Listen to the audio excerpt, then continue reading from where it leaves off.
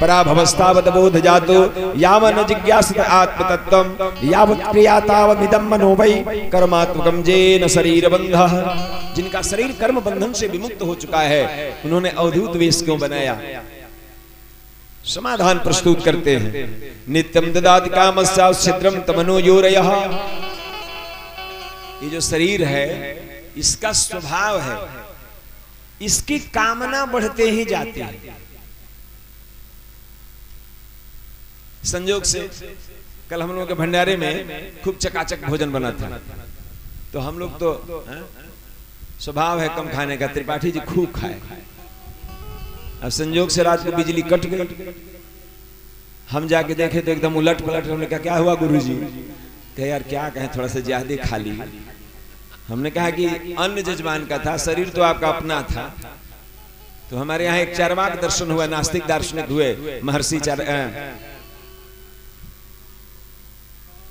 तो उन्होंने कहा कि जजमान के यहाँ खाना हो तो इसका विचार मत करो, क्योंकि पुनर्जन्मम पुनर्मरणम जन्मम मरणम पुनः पुनः जन्म मिलेगा, मरण होगा कोई बात नहीं, लेकिन प्राप्ति तो मर्त्यलोके पर अन्नम दुर्लभम। संसार में आके दूसरे का अन्न एकदम चकाचक मिल जाए ये दुर्लभ है। इसलिए जब माले मुफ्त हो तो दिले बेरहम होके खाओ, जो होगा सो देखा जाएगा। और लोगों के यहाँ हो ना हो, हम लोगों के यहाँ होते ये घटना घटती है। एक पंडित जी के यहाँ विवाह करके बहू आई, पढ़ी लिखी थी। एक दिन सासू ने कहा कि बहू तुम्हारे ससुर जी और तुम्हारे पतिदेव जजमान के यहाँ भोजन करने गए हैं, विशेषर मिश्रा जी के यहाँ भागवती कथा के पुनः होती है, उन लोगों का बिस्तर लगा दो। बहू ने पूछा कि इसका क्या मतलब हुआ अम्मा जी?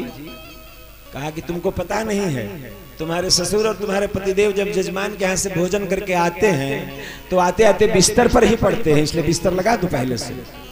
बहू बैठ के रोने लगी, चिल्ला चिल्ला के रोने लगी। सासू ने कहा हे भगवान क्या हो गया? लोग कहेंगे बहू को सास मारती है, कुछ करती है, और आज तो बड़ा गड़बड़ है।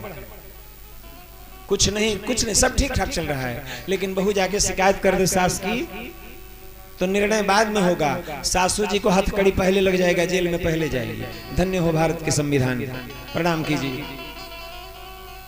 सासू रोने लगी, सासू चिंतित हो गई, जाके पूछा बेटा क्या हुआ तुमको, क्यों रो रही है? हमारे घर में किस बात की कमी है? पूरा सिवान की जजमानी अपनी है, ऐसे ऐसे जजमान मिला है। देखिए पहले दिन ये सोने की अंगूठी मिल गई, ऐसे ऐसे जजमान कितने हैं गिनती नहीं है। मास्टर साहब ने एक अंगूठी दी, प्रत्येक की सोच रहे हैं कि नहीं समापन के दिन भी दूसरी अंगूठी हम देंगे। हमने कहा कि ठीक है, अच्छी बात है, इस बात को गुप्त रखिए, कहिए मत किसी से। इतने बड़े अच्छे घर की बहू हो और रो क्यों रही हो? बहू ने कहा रो रही हूं अपने पिताजी के मूर्खता पर। बोले क्यों? कहा कि हमारा विवाह ऐसे घर में कर दिए। सासू ने पूछा जब ये बात सुन के क्या कमी है? पढ़ा लिखा हमारा बेटा है, खूब चकाचक जजमानी करता है, बनारस से पढ़ के आया है, पिताजी के साथ रहता है, जजमानी पूरी है। कहा कि सो तो ठीक है, लेकिन हमारे पिताजी ठगे गए इस बात पर कि ससुर जी और पतिदेव भोजन करके आएंगे तो बिस्तर पर सोएंगे। हमारे भैया और हमारे पिताजी जब जजमान के यहाँ भोजन करने जाते हैं तो इतना भोजन करते हैं, इतना भोजन करते हैं कि वहीं से खटिया पर लाद के आते हैं। मैं तो ये सोच रही हूँ कि ऐसे पिता की पुत्री होकर ऐसे घर में चली आई कि जजमान के घर से यहाँ तक चल के आएंगे, क्या खाएंगे? खाक खाएंगे, ये भी कोई खाना हुआ? भोजन करो तो ऐसे करो, और जजमान का भोजन हो। ये शरीर का स्वभाव है कि विषय वर्धन होते रहता है। आज आप खूब भोजन कर लिए तो ऐसा नहीं होगा कि कल आप भोजन नहीं करेंगे। ठीक है, डॉक्टर आए, पानी चढ़ाए, सब कुछ हुआ, इसके बाद भी कोई पूछेगा कि कुछ खाने की इच्छा है तो कहेंगे कि हाँ श्रीमती जी जाने नहीं पाए, थोड़ी सी पकौड़ी खिला दीजिए। डिसेंट्री है, पकौड़ी का मन होगा, शुगर के मरीज है, रसगुल्ला के लिए मन ललचेगा। ये स्वभाव है शरीर का। कहा इस बंधन में शरीर नहीं पड़ जाए, इसलिए महाराज ने अवधूत वेश बनाया।